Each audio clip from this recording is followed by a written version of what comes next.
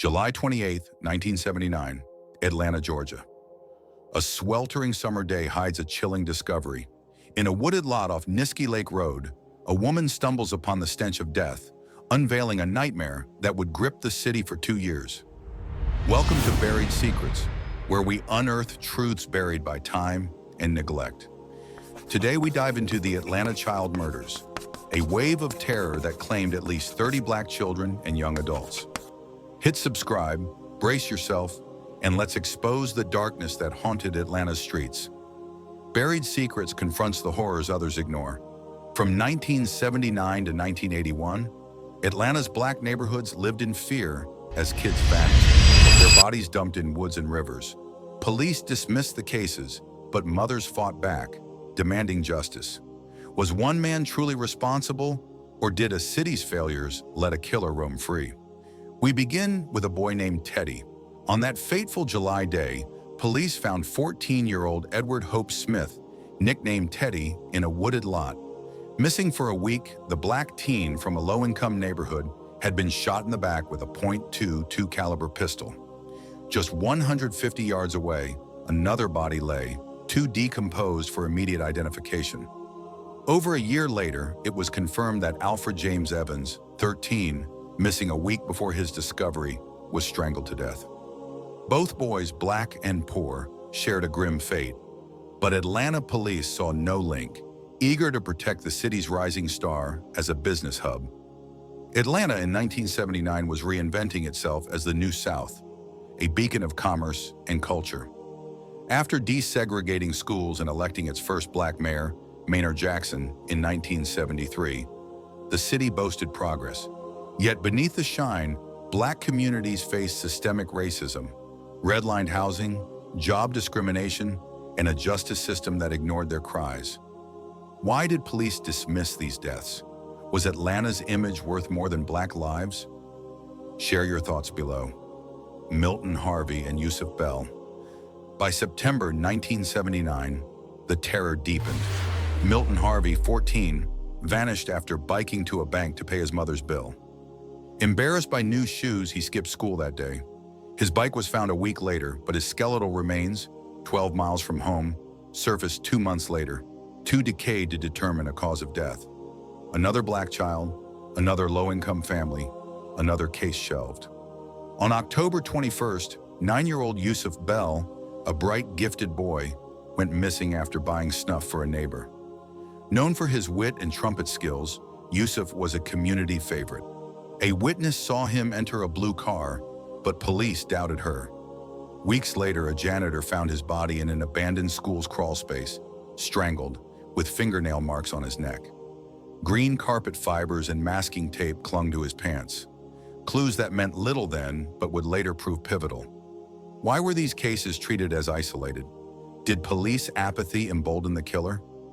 Comment below. By November 1979, 4 Black children were dead, 2 strangled, yet police insisted the murders were unrelated, blaming drugs or runaways.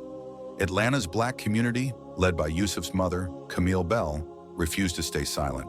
Camille, a fierce advocate, rallied neighbors, demanding answers. "Love everybody's children," she urged, forming the Committee to Stop Children's Murders, STOP, with mothers Willie Mae Mathis and Venus Taylor. Their protests, from City Hall to TV screens, exposed Atlanta's neglect. City officials, guarding Atlanta's too busy to hate image, hired PR consultants to downplay the crisis. Mayor Jackson denied a serial killer, fearing a business flight. But as STOP's pressure grew, the city relented, forming a special task force in July 1980 with 5 officers, later joined by the FBI's Behavioral Science Unit. Was this a genuine effort or a PR stunt? How did Atlanta balance profit over justice? Drop your thoughts. The killer paused over Christmas 1979, but 1980 brought relentless horror. In March, 12-year-old Angel Latrice Lanier vanished after visiting a friend to watch Sanford and Son. Found a week later tied to a tree, she was strangled, women's underwear stuffed in her mouth, hands bound with an electrical cord. The 5th murder in 7 months, yet police saw no pattern. June brought a surge. 11-year-old Jeffrey Mathis vanished while buying cigarettes for his mother. 14-year-old Eric Middlebrooks, lured by a late-night call, was bludgeoned behind a bar, red fibers in his shoe. 12-year-old Christopher Richardson disappeared en route to a pool. July saw 7-year-old Latanya Wilson abducted from her bedroom, her window removed, and 10-year-old Aaron Weich found under an overpass, ruled an accidental fall until 1981. Why did the killer grow bolder? Did police inaction fuel the spree? Share your view. By July 1980, Stop's advocacy forced action. The task force grew to 17 officers, working 24/7, while the FBI joined, citing possible kidnapping after 10-year-old Earl Terrell's disappearance. Earl, kicked out of a pool, was last seen crying on Jonesboro Road. A caller with a southern drawl demanded $200, claiming Earl was in Alabama, but never called back. His remains, alongside Christopher Richardson's, surfaced in January 1981, too decomposed for a cause of death. The task force compiled a victim list, but inconsistencies plagued it. Some cases, like Latanya's, suggested sexual motives. Others, like Edward's shooting, stood apart. Fibers linked some victims, but police resisted a single killer theory. Why was the victim list so arbitrary? Did internal conflicts hinder the case? Comment below. In 1981, the killer's methods shifted. Bodies began appearing in the Chattahoochee and South Rivers, likely to wash away fibers after media leaks. January saw 14-year-old Luby Geter strangled after selling air fresheners, and 15-year-old Terry Pugh strangled in DeKalb County. February brought 12-year-old Patrick Baltazar strangled with dog hairs and green fibers, and Jeffrey Mathis's remains controversially identified. March saw 13-year-old Curtis Walker and 15-year-old Joseph Bell, both in Rivers, the latter after a chilling call saying, "I'm almost dead." By April, 13-year-old Timothy Hill, who sobbed during a call to his teacher, was found in the Chattahoochee, fibers on his underwear. Why Rivers? Was the killer adapting to police tactics? Drop your thoughts. Fear gripped Atlanta's black neighborhoods.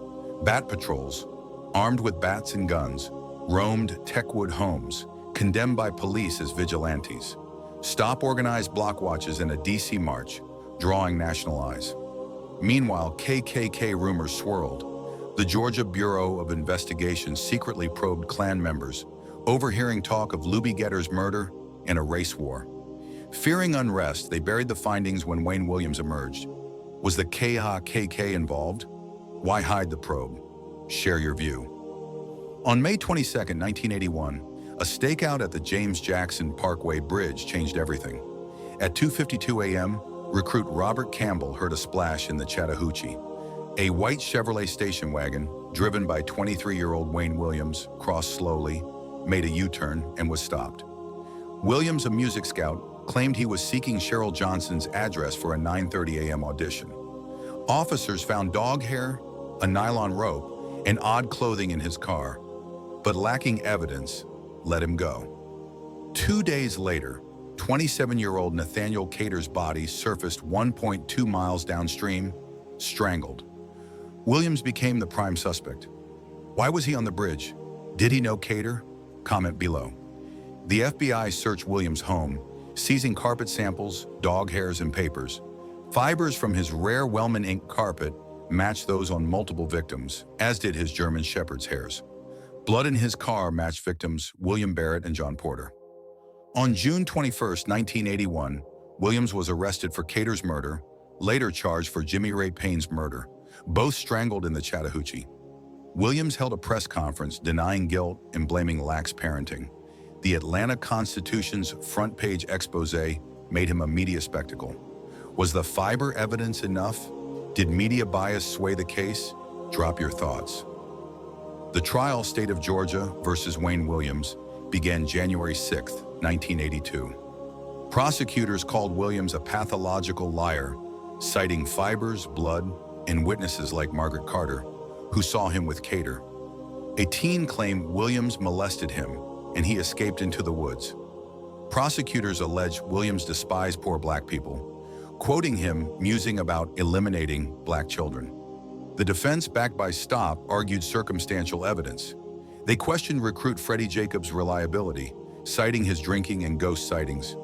Only 90 fibers match Williams' home, not thousands, and none from victims appeared in his car. No psychological profile proved murderous intent, and Williams had no violent record. Why no reverse fiber transfer? Was the motive fabricated? Share your view. On February 27, 1982, the jury convicted Williams of 2 murders, sentencing him to 2 life terms. Media hailed it as closure, but Atlanta's black community split. Camille Bell rejected Williams as her son's killer, noting fibers on Yusuf matched others. Stop sued for trials on remaining victims, but District Attorney Lewis Slayton refused, citing costs. Police attributed 23 cases to Williams without trials, leaving 7 unresolved. Chet Dettlinger's book, The List, criticized the arbitrary victim list, noting excluded cases like Faye Yerby's and post-1982 murders. KKK leads were ignored, fueling distrust. Did Williams kill all 30? Was justice rushed? Comment below. The Atlanta child murders scarred a city, exposing its racial divides and police failures. 30 lives, mostly black children, were stolen, their cases marred by bias and haste. Fibers tied Williams to some, but gaps remain.